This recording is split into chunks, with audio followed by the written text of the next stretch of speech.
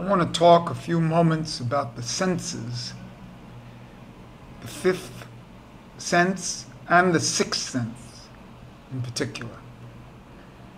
The other senses are normative, the mouth, nose, ears, eyes. Those are the four worlds. And then the fifth world, the hands, touch. That's the Adam-Kadmon world. But then there's a sixth essence, Atzmuts, part of that fifth world. And that's the kind of your sense in space, your intuition, your ESP. And where is that located? That's located emanating from the back of the head, kind of where the dalet goes on the tefillin, where the bone is, the connection between the spine and the skull. It parallels the two eyes, so it's almost what you would call a third eye. So when you talk about, the person has like his third eye open, that's his intuitional ESP. You see? The other amazing thing about this sixth sense is it's located in the back, theoretically where you can't see. And people are all front-oriented. That's why in Judaism they have a thing called the Sitra Achra. Sitra Achra is the other side. It's the side you can't see. In a certain sense, you better feel it. When a person has eyes in the back of his head, it really means that this dalet point of the tefillin is opened. His third eye is opened, and he has eyes in the back of his head to see what's behind you, to open up your back. Remember, I advocate backwards walking, backward running, because we're so forward-oriented that we need to open up the back to have a full persona. This back is intimately related to the left hand, which is also blocked in our society. So just like our left hand is blocked, our back is blocked, and the sensation of the back. Basically, the kliot, the kidneys, are located in the back. When you want to do a kidney massage, you hit those spots in the kidney in the back, and the kidneys themselves are a brain. It's a body brain. See? I have a lot to say about the kliot and its numerology and what it signifies as being giving advice. And it's written about, but it's not emphasized.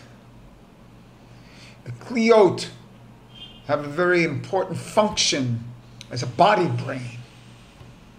When people think there's a stomach brain, in my opinion, that really comes from the kliot. So you have to open up your back. In yoga, they always do front bends and back bends. You have to normalize, actualize the two sides together. This is very important. So in Aikido also, you have to, sense your back, bring yourself into more of a totality. And that's what this ESP is. What I think, that's not ESPN, by the way. ESP is a very important function for me, for also tennis development. trying to read the other person's mind. That's a very high level.